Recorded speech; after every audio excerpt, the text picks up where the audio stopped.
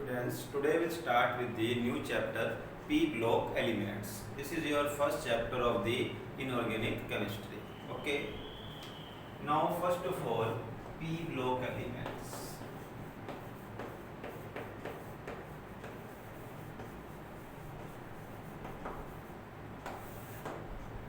+1 class में हम लोगों ने सम P ब्लॉक एलिमेंट्स किए थे, उसमें हमने 2 ग्रुप्स किए थे, ठीक है, 13th एंड 14th ग्रुप, जिसमें आपके पास बोरॉन एंड कार्बन फैमिली थी।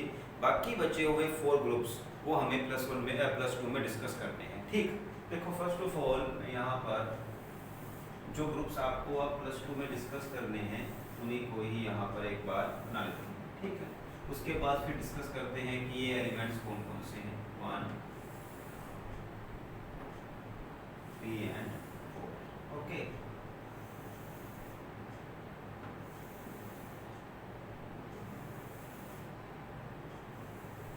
Now see, आपको ये सब एलिमेंट्स बिल्कुल टिप्स पर याद होने चाहिए, ठीक।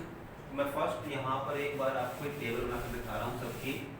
आहिस्ता आहिस्ता जब प्रैक्टिस करेंगे तो आपको याद हो ही जाएंगे, और याद करने भी जरूरी है ताकि आपको क्वेश्चंस अंडरस्टैंड करने के बाद, जो कंसेप्ट्स अंडरस्टैंड करने के बाद उनको आप समझ सको और अपने आप ही उनको आप कर सको, ठीक। देखो 15th, 16th, 17th and 18th, ये 4 ग्रुप्स आपके +2 के सिलेबस में हैं। 15th group is known as nitrogen family. भी नो, देखो सबसे ऊपर पता है आपको, यहाँ क्या रहा होगा, बोरॉन, देन कार्बन, उसके बाद क्या आता है नाइट्रोजन, फिर ऑक्सीजन, फिर फ्लोरीन एंड देन नियोन। ये आपको आते हैं, और ये फर्स्ट 4 तो बहुत ज़रूरी है ही है, जो आपको आने ही चाहिए। अब देखो इसके बाद 15th ग्रुप कैसे लिखेंगे, नाइट्रोजन के बाद phosphorus, arsenic, Sb antimony and then Bi bismuth. दोबारा देखो, nitrogen, phosphorus, arsenic, antimony and bismuth. Likewise oxygen के नीचे सल्फर आता है, पता होना चाहिए आपको, ये पता ही होगा वैसे भी। Oxygen, sulphur, then selenium, Fe, Te tellurium, Po polonium. Oxygen, sulphur, selenium, tellurium, polonium, then fluorine, chlorine, bromine and iodine. Astatine की जरूरत नहीं है क्योंकि रेडियो एक्टिव है, इसकी स्टडी नहीं आएगी। Then neon. अब देखो नियोन से ऊपर यहाँ पर जो बिल्कुल फर्स्ट पीरियड का मेंबर होता है, यहाँ था हाइड्रोजन, यहाँ क्या आएगा आपके पास helium, helium neon, argon, krypton, Kr, ऑक्सीजनोन, रेडोन नहीं आएगा तो छोड़ देना, ये भी रेडियो एक्टिव है। नाउ ये आपके पास 22 एलिमेंट्स, ये आपको हमेशा इसी सीक्वेंस में याद होने चाहिए। यू शुड रिमेम्बराइज दिस, क्योंकि इसको रिमेम्बर करने के बाद जो हम आगे कंसेप्ट्स को डील करेंगे, जो कुछ स्टडी करेंगे, आप कोई भी क्वेश्चन को वहाँ सोल्व कर सकते हो, ठीक है। हम कुछ करेंगे प्रीवियस ईयर्स भी, और बुक में जो दिए हुए हैं क्वेश्चंस करेंगे, बट हो सकता है कि बुक में इसके और इसके बीच में रिलेशन दिया हो, और लेकिन पूछ ले वो इसके बीच में या इसके बीच में, तो क्या होगा अगर आपने समझा हुआ है कंसेप्ट को और आपको पता है कि ये एलिमेंट कहाँ प्रेजेंट है, इनकी पोजीशन क्या है टेबल में, आप इजीली इसके आंसर को अपने आप भी निकाल सकते हो, ठीक। तो ये टेबल आपको एक बार मेमोराइज करनी है, ऑल्दो मैं जब तक भी कराता रहूँगा, बार बार हर कंसेप्ट के बाद ये सीक्वेंस को बार बार बोलूँगा मैं। हर ग्रुप में हमें कम से कम 8-10 बार बनाना पड़ेगा, तो याद आपको हो जाएगा, जैसे हमने +1 में भी किया था, ठीक। नाउ ये तो एलिमेंट्स हैं जो आपको करने हैं। अब इसके बाद सबसे पहली बात तो इन्हें P ब्लॉक एलिमेंट क्यों बोलते हैं, why they are known as P block elements, क्योंकि क्वेश्चन तो सिंपल से सिंपल भी आ सकता है। Now these are known as P block elements because the last electron of all of these elements enter in the P orbital. इनका last electron P orbital में enter होगा। एग्जांपल देख लेते हैं, जैसे नाइट्रोजन लेते हैं, what is the number of nitrogen, 7। इसकी बनाओ electronic configuration, 1s2, 2s2, 2 and 2 4 हो गए, बचे कितने 3, 2p3। देखो लास्ट इलेक्ट्रॉन कहाँ पर आया, P में, यहाँ P3 होगा। आप बनाते हो ऑक्सीजन की इलेक्ट्रॉनिक कॉन्फ़िगरेशन नंबर 8 है, इसकी electronic configuration 1s2 2s2 2p4, यहाँ भी लास्ट इलेक्ट्रॉन p में आया, यहाँ 3 हुए, यहाँ 4 हुए, यहाँ 5 हो जाएंगे और यहाँ 6 हो जाएंगे। और क्या होगा, s के 2 एंड p के 6, 8 पूरे हो गए, ऑक्टेट पूरा हो गया, यानी कि आउटर मोस्ट में 8 पूरे हो गए। 3 + 2 5, इसलिए इनके आउटर मोस्ट में 5 इलेक्ट्रॉन होंगे, 3 p में एंड 2 s में। ठीक, तो यहाँ पर जरा ध्यान देना, तो थोड़ी बातें हैं आपको आगे काम आएगी। मैं पहले बेसिक्स पर ही फोकस करूंगा, ये ना हो कि हम सिंपली जो है एनसीईआरटी बुक को फॉलो करना शुरू कर दें, वो पॉसिबल नहीं रहेगा। क्योंकि इसमें आपको 50% जो +1 में टॉपिक्स किए थे उन्हीं बेसिस पर रहेगा। आपको एनसीईआरटी बुक में उन टॉपिक्स को स्टडी नहीं किया गया है, जस्ट एप्लीकेशन आई है।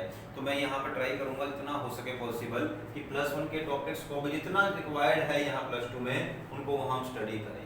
और तो आपको जो उतने पढ़ेगी बताता रहूँगा मैं आपको कि उन टॉपिक को केवल समझना है, आपको उनको मेमोराइज करने की जरूरत नहीं पड़ेगी। नाउ फर्स्ट ऑफ ऑल देखो ये क्या होते हैं, पीरियड्स पता होने चाहिए आपको, लेफ्ट टू राइट, ये 1 2 3 4 5 ये क्या हो गए पीरियड्स। ठीक है, ये होते हैं पीरियड्स। और ये vertical lines means horizontal lines क्या हो गई periods, and these vertical lines मैं इसको ऐसे बोलता हूँ, ये हो गया, ये हो गया, ये क्या बोलते हैं इनको, ग्रुप्स। ठीक है, पीरियड्स एंड ग्रुप्स हो गए। अब जो बात आपको पता होगी, चलो कोई बड़ी बात नहीं, अब इसमें जरा ध्यान देना, कई बार हम भूल जाते हैं। पीरियड में नंबर ऑफ शेल कभी चेंज नहीं होते। जैसे देखो फर्स्ट पीरियड ये था, यहाँ हाइड्रोजन था और यहाँ हीलियम, क्योंकि फर्स्ट पीरियड में 2 ही मेंबर हैं, क्योंकि s में 2 इलेक्ट्रॉन है, 1s2 तो 2 मेंबर आए। उसके बाद ये फर्स्ट पीरियड, इन दोनों के पास 1 शेल है। ये सेकंड पीरियड है, इन सब एलिमेंट्स के पास 2 शेल आएंगे। जैसे फ्लोरीन के पास 9 इलेक्ट्रॉन हैं, फर्स्ट शेल में 2 इलेक्ट्रॉन, सेकंड शेल में 7 इलेक्ट्रॉन, तो उसमें से 2 कहाँ जाएंगे s में, 5 कहाँ जाएंगे p में। ठीक, इन सब एलिमेंट्स के पास 3 और शेल्स होंगे, इनके पास 4 शेल, 5 शेल और 6 शेल। ठीक है, तो इस तरीके से आपकी शेल्स जो है वो बनते जाएंगे। तो यहाँ पर कभी भी इस तरीके से यहाँ जाते हुए नंबर ऑफ शेल कभी चेंज नहीं होंगे। अगर इस एलिमेंट के पास 4 शेल है तो सबके पास 4 शेल होंगे। होगा क्या, शेल में इलेक्ट्रॉन बढ़ते चले जाएंगे। यहाँ शेल में कितने इलेक्ट्रॉन होंगे, यहाँ पर होंगे 5, यहाँ 6, यहाँ 7 और यहाँ 8। ठीक है, तो ये एक तो तरीका होता है ये इलेक्ट्रॉन को फिल करने का। अब हो सकता है आपको जैसे एमसीक्यू आएंगे, किसी एक पर्टिकुलर एलिमेंट की इलेक्ट्रॉनिक कॉन्फ़िगरेशन आ ही जाए। अब आपको हर एक एलिमेंट की अगर इलेक्ट्रॉनिक कॉन्फ़िगरेशन बनानी पड़ जाए तो बड़ा मुश्किल हो जाएगा। मे भी हो सकता है कि आपको उसका नंबर भी ना दिया हुआ हो, उसका नंबर भी ना दिया हो। ठीक, तो आप कैसे निकालोगे इलेक्ट्रॉनिक कॉन्फ़िगरेशन, देखो ध्यान देना, आपको पता होना चाहिए केवल एक इलेक्ट्रॉनिक कॉन्फ़िगरेशन किसकी, नाइट्रोजन की। इसके बाद सब निकाल लोगे। अब नाइट्रोजन की इलेक्ट्रॉनिक कॉन्फ़िगरेशन क्या होगी, 2s2 2p3, ये इसकी इलेक्ट्रॉनिक कॉन्फ़िगरेशन है। फास्फोरस की क्या होगी, 3s2 3p3, same to same, बस यहाँ 2 था यहाँ 3 आ जाएगा। यहाँ क्या आ जाएगा, 4s2 4p3, इसकी क्या आएगी 5s2 5p3, और बिस्मथ की इलेक्ट्रॉनिक कॉन्फ़िगरेशन 6s2 6p3। देखो कितना आसान हो गया, केवल आपको ये s2p तथा यहाँ पर 2, यहाँ 3, यहाँ 4, यहाँ 5 और यहाँ 6 सेम टू सेम रहा। और अब आपको किसी की भी निकालनी है, मान निकालनी है आपको ब्रोमीन की इलेक्ट्रॉनिक कॉन्फ़िगरेशन, तो कैसे निकाल लेंगे, देखो यहाँ पे आ जाओ, इसके आप यहाँ से करते ये इसके साथ सामने ये रहा, क्या है इसकी 2s2 2p3 sorry 4s2 4p3, तो यहाँ होगा 4sp2 4p4, यहाँ पे क्या आएगा, इसकी इलेक्ट्रॉनिक कॉन्फ़िगरेशन बन जाएगी 4s2 4p5। ठीक, क्योंकि देखो यहाँ पे 3p थे, यहाँ 4p, यहाँ 5p और यहाँ पे क्या होगा 6p। तो आप यहाँ से किसी भी एलिमेंट की इलेक्ट्रॉनिक कॉन्फ़िगरेशन निकाल सकते हो और वो कंप्लीट कर जाएगी। जैसे देखो क्वेश्चन आ सकता है ना, अब ये रहा, इससे पहले क्या है आर्गन, तो ऐसे लिखोगे आप आर्गन, ब्रैकेट्स में लिखोगे ये तो उसकी होगी नोबल गैस। आर्गन, ये आर्गन है, इससे आगे बाकी बची हुई 4s2 4p ऐसे लिखोगे। अगर इसकी आई क्लोरीन की, तो क्लोरीन की क्या रहेगी, वही रहेगी 3s2 3p5, बट उससे पहले क्या आएगा नियोन, तो यहाँ लिखोगे आप नियोन। नियोन तो कंप्लीट हो चुकी है। नियोन के बाद क्या बची हुई है 3s2 3p5। अगर आती है आपको मान लीजिए पोलोनियम की, ठीक है, तो क्या रहेगी पोलोनियम की 6s2 6s2 ये रहा एंड 6p4। अब इससे पहले क्या है जीनोन, तो यहाँ पर आप जीनोन लिख दो, ये इसकी इलेक्ट्रॉनिक कॉन्फ़िगरेशन होगी। तो आपको अगर ये मेंबर्स आते हैं इस तरीके से तो आपकी बहुत सारी प्रॉब्लम सॉल्व हो जाएंगी। ठीक, तो हमने प्रूव भी कर दिया कि इन एलिमेंट्स को हमने p ब्लॉक एलिमेंट क्यों बोला है, क्योंकि इनका लास्ट इलेक्ट्रॉन p ऑर्बिटल में जाकर के फिल हो रहा है। सबके सब देख लो, कहीं भी देख लो आप, इसका p में 4 है, p में 5 है, p में 6 है, p में 2 है, 3 है, ठीक है, तो सॉरी 4 है, 5 है और 6 है। तो इसका मतलब हर इलेक्ट्रॉन जो है आपका p में जा रहा है। That's why these elements are known as p block elements. Okay, अब p ब्लॉक एलिमेंट्स के अंदर मेटल भी होती हैं, नॉन मेटल भी होती हैं और गैसेस, तीनों ही, सॉरी मेटलॉइड्स भी होती हैं। Metal, non metal and metalloids तीनों ही इस ग्रुप में होती हैं और डिस्कस करेंगे जैसे जैसे हम आगे चलते हैं। ठीक, अब सबसे पहले जो हमें स्टडी करना है वो स्टडी करना है इलेक्ट्रॉनिक कॉन्फ़िगरेशन। ठीक, electronic configuration of these elements.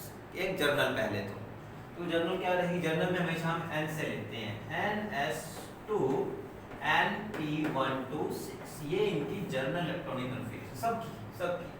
n का मतलब अगर यहाँ पर n की वैल्यू 2 है तो यहाँ पे 2 होगी, यहाँ 3 है तो यहाँ भी 3, यहाँ 4 है तो 4, ठीक है।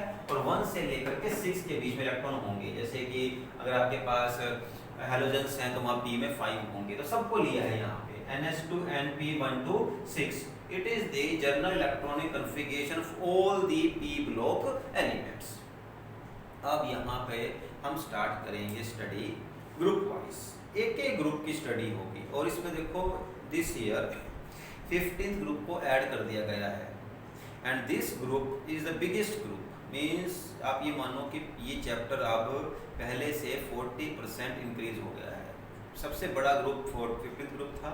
लास्ट ईयर इस ग्रुप को डिलीट किया था, last and last to last year, but this year they again introduce this group. तो देखो हमें स्टार्ट करना है ग्रुप नंबर 15 की स्टडी। इसमें हम ग्रुप नंबर 15 की सभी फिजिकल केमिकल प्रॉपर्टीज जितनी भी हैं प्रिपरेशन सब स्टडी करेंगे, स्ट्रक्चर्स को स्टडी करना है। टाइम लगेगा एक एक ग्रुप में, क्योंकि पूरे टेबल में, पूरे चैप्टर में 4 ही ग्रुप्स हैं, but it will take at least 13-14 lectures to complete this chapter, maybe more than 13-14। Biggest chapter, ये मान लेना कि ये होने के बाद आपकी फिजिकल केमिस्ट्री हाफ हो जाएगी, सॉरी इनऑर्गेनिक केमिस्ट्री हाफ हो जाएगी। और जरा ध्यान देना इस चैप्टर में से आई मींस आई एम सपोजिंग कि 10 मार्क्स तक आ सकते हैं। बहुत बड़ा चैप्टर है ये आपका, 10 मार्क्स तक इस चैप्टर में से आ सकते हैं। So be careful about this chapter. तो ग्रुप नंबर 15 को स्टार्ट कर देते हैं। ठीक, तो देखो अब मैंने कहा था आपको हम ग्रुप वाइज चलेंगे, बार बार एलिमेंट्स को करेंगे तो आपके माइंड में बैठ जाएंगे। ग्रुप नंबर 15 स्टार्ट होगा नाइट्रोजन से, नाइट्रोजन के नीचे phosphorus, nitrogen phosphorus, arsenic AS, SB antimony, BI bismuth, nitrogen phosphorus arsenic antimony bismuth. ठीक, नाउ सबसे पहले इसमें हम स्टडी करते हैं इनकी इलेक्ट्रॉनिक कॉन्फ़िगरेशन। अब ये जनरल नहीं है क्योंकि 15th ग्रुप है, तो 15th ग्रुप की इलेक्ट्रॉनिक कॉन्फ़िगरेशन क्या रहेगी, वो रहेगी NS2 NP। अब देखो कितने होंगे इसमें 3, NS2 NP3। ये ऐसा नहीं कि नाइट्रोजन की है, सभी की, इसलिए हमने N लिखा हुआ है। अगर यहाँ पर पूछते नाइट्रोजन के लिए तो 2s2 2p3, अगर कहते आर्सेनिक के लिए तो यहाँ पे 2 3 4, 4s2 4p3, अगर कहते हैं बिस्मथ के लिए तो ये 2 3 4 5 6, 6s2 6p3 जाते हैं। बट जनरली 15th ग्रुप की इलेक्ट्रॉनिक कॉन्फ़िगरेशन रहेगी NS2 NP3। ठीक, अब इलेक्ट्रॉनिक कॉन्फ़िगरेशन के बाद हम आ जाते हैं साइज के ऊपर, एटॉमिक रेडियस। हम हर चीज को देखो डिस्कस करेंगे। जो भी एनसीईआरटी के चैप्टर में आप कुछ भी नहीं छोड़ सकते। ऑल्दो ये चैप्टर का बेनिफिट ये है कि इसमें कुछ ऐसे इंपॉर्टेंट क्वेश्चंस हैं जो हमको लास्ट में करवाएंगे तो पेपर लगभग उसमें से आ जाता है और ये आसान चैप्टर रहेगा, लेकिन चैप्टर लेंथी है। अब दोबारा से बनाना पड़ेगा हमें, इसको थोड़ा सा बड़ा बनाते हैं ताकि जो रिक्वायरमेंट है हमारी उस तरीके से बात बन जाए। थोड़ा यहाँ पर स्पेस देंगे, अकॉर्डिंगली स्पेस बढ़ाते रहेंगे लगातार। ये है आपके पास नाइट्रोजन, ये फॉस्फोरस, ये आर्सेनिक, ये एंटीमनी और ये मान लो ऐसे लिखिए। क्यों लिया देखते हैं। देखो नाइट्रोजन में कितने शेल आएंगे 2 शेल, फॉस्फोरस में कितने शेल आएंगे 3 शेल, आर्सेनिक में 4 1 2 3 4। ऐसे ही मैं डायरेक्टली बनाता हूँ बिस्मथ को। आप तो बिस्मथ में कितने आएंगे 6 1 2 3 4 5 एंड 6। अब देखो कितना आसानी से पता चल गया आपको साइज के बारे में। डाउन द ग्रुप जाओगे साइज बढ़ना ही है, कर चुके हैं वैसे +1 में। डाउन द ग्रुप चलते हुए साइज इंक्रीज होगा। देखो कैसे साइज क्या रेडियस क्या होता है न्यूक्लियस से लेकर के आउटर मोस्ट तक का डिस्टेंस। ये न्यूक्लियस से लेकर के आउटर मोस्ट तक का डिस्टेंस है, इसे बोलते हैं एटॉमिक रेडियाई। और ये लगातार इंक्रीज हो रहा है। Why? Due to increase in number of shell, due to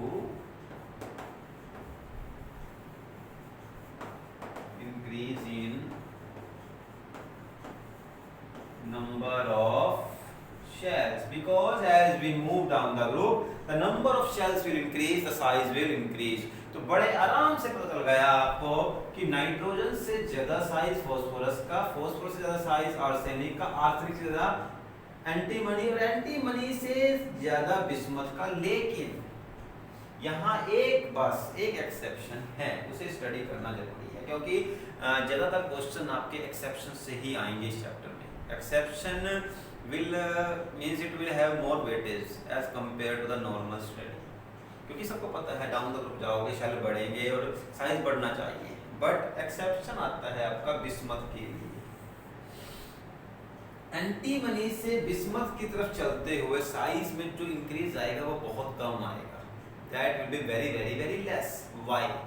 Means यहाँ से यहाँ जाते हुए जितना एक्सपेक्टेड करते हैं हम साइज उतना इंक्रीज नहीं आता। उसका रीजन क्या है? तो देखो उसके लिए हमें थोड़ा सा यहाँ पर समझना पड़ेगा इलेक्ट्रॉनिक कन्फिगरेशन को भी और एटम के साइज को भी। देखो अगर मैं यहाँ पर जाऊँ तो यहाँ पर 2s और 2p होगा, और मैं पूरा फिल नहीं करूँगा। यहाँ 3s और 3p होगा, यहाँ 4s और 4p, यहाँ 5s 5p, यहाँ 6s और 6p। देखो 3p के बाद 3d खाली रहता है, मतलब यहाँ पे 3d आ जाएगा और 2 भरेगा इससे पहले। यहाँ पर 4d आएगा और 4d के बाद क्या आ जाएगा 4f, और 2 फिर यहाँ पर होगा। ऐसे ही यहाँ पर 5d, ठीक है ना, यहाँ पर क्या आ जाएगा, एक गलत कर दिया हमने, यहाँ पर 4d ही रहेगा, तो 5d और यहाँ पर क्या आ जाएगा, इसको कैसे ले सकते हो 4f एंड 5d, और यहाँ पर क्या आ जाएगा 5f एंड 6d। तो जरा ध्यान देना, बिस्मथ में f और d दोनों फिल होंगे, बिस्मथ में f और d दोनों फिल हो रहे हैं, तो इसका क्या फर्क पड़ रहा है साइज के ऊपर, उसको डिस्कस करते हैं। ऑल्दो बिस्मथ ये आएंगे इससे पहले, ये एक्चुअल में बाहर आते हैं, तो इसका इफेक्ट नहीं लेंगे हम, इफेक्ट 4d और 4f और 5d का पड़ेगा, वो इससे पहले आने वाले हैं। वो सब चीजें आपको +1 में डिस्कस हो चुकी हैं, इसमें मैं ज़्यादा डिस्कस नहीं करूंगा क्योंकि वो पढ़ चुके हो कि नीचे बढ़ते हैं, पहले आपका 4f भरेगा, 5d भरेगा, उसके बाद 6x और 6p, फिर 6p के बाद 5f और 6d भरते हैं। तो इसको हम ये अगर ये चीज जो है हमारी नेक्स्ट चैप्टर में भी डिटेल में स्टडी हो जाएगी, वहां करेंगे, लेकिन फर्क इसका पड़ेगा 6f एंड 5d का, इसके साइज के ऊपर वो कैसे पड़ता है और क्या होगा वो देख लो आप। ऑल्दो जो ये करवाया है इसकी इतनी आपको यहाँ पर कोई क्वेश्चन बनेगा नहीं, मेन क्वेश्चन जो है वो आपका अब स्टार्ट होने वाला है। देखो बिस्मथ में क्या एंटर हो गया है, f और डी दोनों एंटर हो गए, बिस्मथ से पहले दोनों, मींस एंटीमनी के बाद और बिस्मथ से पहले एफ और डी दोनों ऑर्बिटल आ गए हैं, 4f एंड 5p। इससे हुआ क्या, थोड़ा बस डिटेल में जाना पड़ेगा आपको, मैं इस कंसेप्ट को पूरा ले रहा हूँ, समझो इसे। तो क्या होता है एटम के अंदर, साइज किस फैक्टर पर डिपेंड करता है। यहाँ पर ये न्यूक्लियस है और न्यूक्लियस में क्या प्रेजेंट होते हैं, प्रोटॉन्स। न्यूट्रॉन को आप अवॉइड कर सकते हो क्योंकि न्यूट्रॉन का कोई चार्ज नहीं है, तो उसका कोई अट्रैक्शन में कोई रोल नहीं, इसलिए बस। अगर यहाँ पर 2 इलेक्ट्रॉन्स आए तो यहाँ 2 प्रोटॉन्स आएंगे। अब यहाँ 8 इलेक्ट्रॉन्स आए, 1 2 3 4 5 6 7 8, तो यहाँ पर 2 इलेक्ट्रॉन तो ये थे, 2 प्रोटॉन आ गए, 8 इलेक्ट्रॉन और आ गए 8 और, तो यहाँ 10 प्रोटॉन आएंगे। मींस जैसे जैसे इलेक्ट्रॉन बढ़ते चले जाएंगे वैसे वैसे यहाँ पर प्रोटॉन भी बढ़ते चले जाएंगे। और जो आपने पढ़ा हुआ है पहले, ये जो प्रोटॉन्स हैं इनका चार्ज क्या होगा, पॉजिटिव। ये आउटर मोस्ट इलेक्ट्रॉन्स को अपनी तरफ खींचेंगे और जिस चार्ज से या जिस पावर से इन्हें अपनी तरफ खींचेंगे उसे क्या बोलते हैं हम, nuclear charge. Nuclear charge means electrons, ये जो न्यूक्लियस है ये आउटर मोस्ट इलेक्ट्रॉन्स को अपनी तरफ खींचेगा, उसे क्या बोलते हैं हम, न्यूक्लियर चार्ज। ठीक, अब जैसे जैसे प्रोटॉन बढ़ेंगे वैसे वैसे न्यूक्लियर चार्ज बढ़ता चला जाएगा।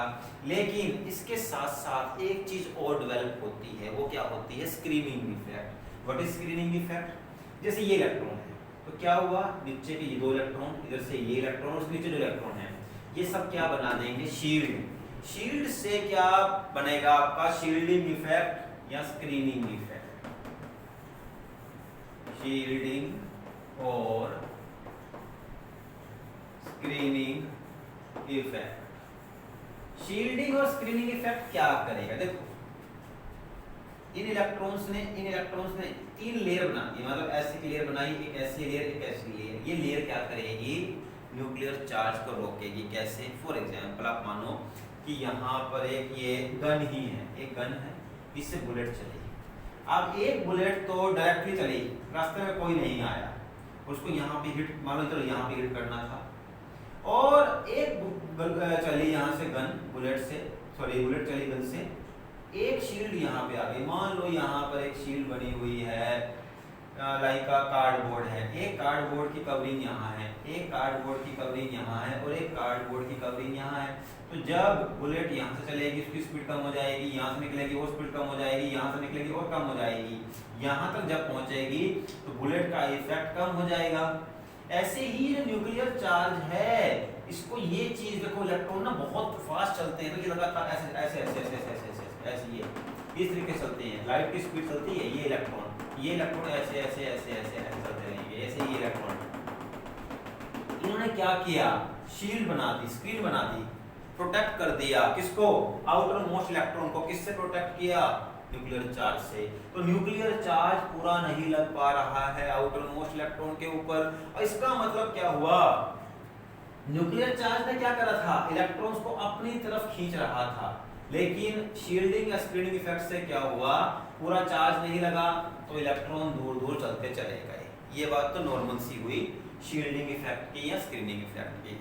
But we know due to the diffuse shape of D and F orbital, D और F की जो शेप होती है ना, वो बहुत डिफ्यूज का मतलब फैली हुई होती है, उसके इलेक्ट्रॉन दूर दूर दूर फैले हुए होते हैं। और वो फैलने से क्या होगा, शील्डिंग इफेक्ट कम हो जाएगा। इसको ऐसे मान सकते हैं, जैसे मान लो आपको ना यहाँ पर एक कोई VIP like PM prime minister है, ठीक है, उसकी सिक्योरिटी करनी है। 2 तरीके हो सकते हैं, एक केस में PM के पास केवल 7 सिक्योरिटी गार्ड्स ही है, ऐसे 1 2 3 4 5 6 और 7 यहाँ पे, बिल्कुल इसने इनको क्लोजली पैक किया हुआ है। दूसरे केस में PM यहाँ पर है, इसके पास 7 की बजाय 21 सिक्योरिटी गार्ड्स है, बट एक सिक्योरिटी गार्ड यहाँ है, एक सिक्योरिटी गार्ड यहाँ है, एक सिक्योरिटी गार्ड उधर, मतलब फैले हुए हैं, डिफ्यूज है। तो who will give more protection, these 7 और 70? 7 will give more protection because इन्होंने इसको क्लोजली वहां पर कवर किया हुआ है, और जो फैले हुए हैं वो उतना इफेक्टिवली प्रोटेक्ट नहीं कर पाएंगे। इन द सेम केस जब d और f ऑर्बिटल की एंट्री हो जाती है, क्योंकि d और f की शेप कैसी है, डिफ्यूज इलेक्ट्रॉन फैले हुए हैं, उनका स्क्रीनिंग इफेक्ट कम होता है।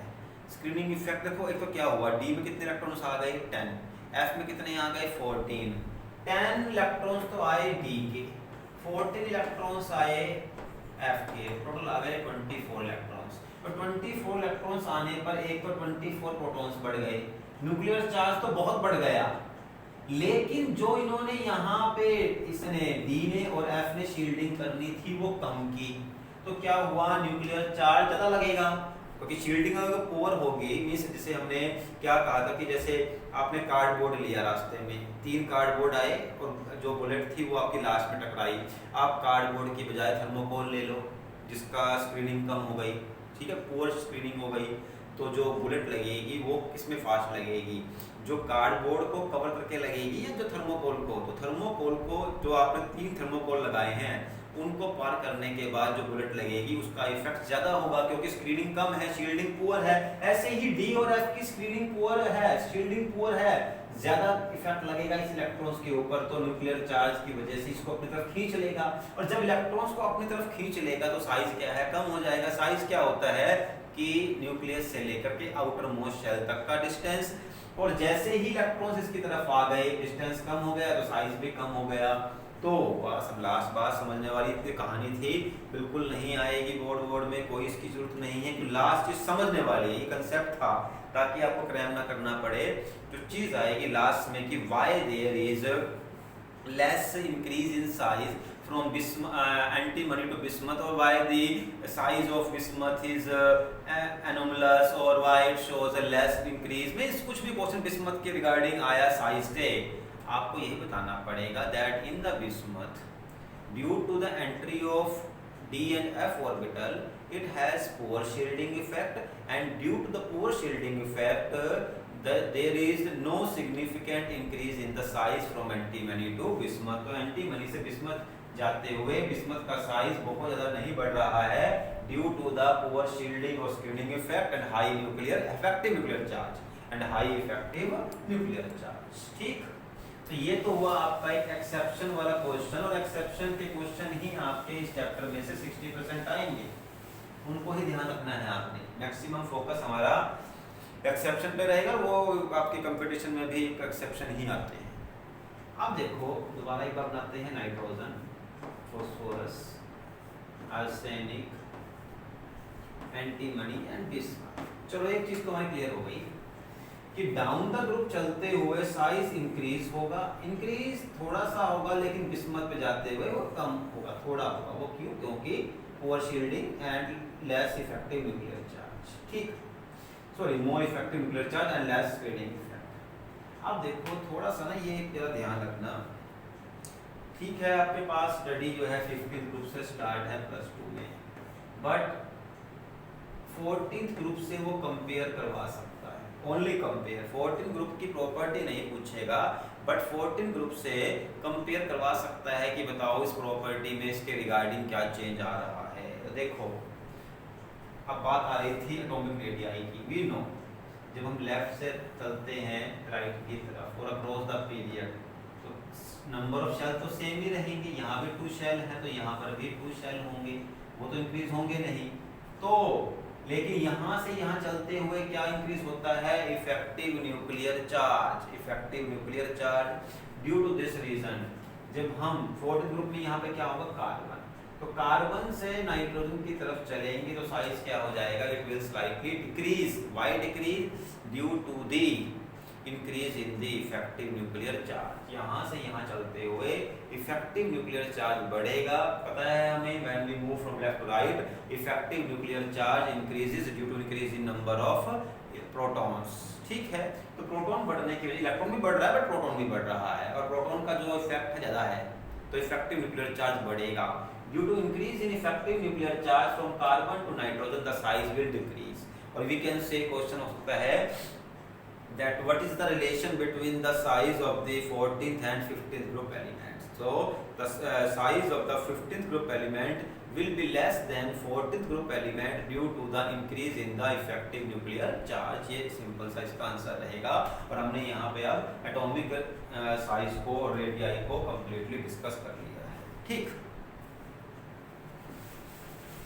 अब इसके बाद हमें जो आज का लास्ट टॉपिक डिस्कस करना है that will be enthalpy of ionization. और आयोनाइजेशन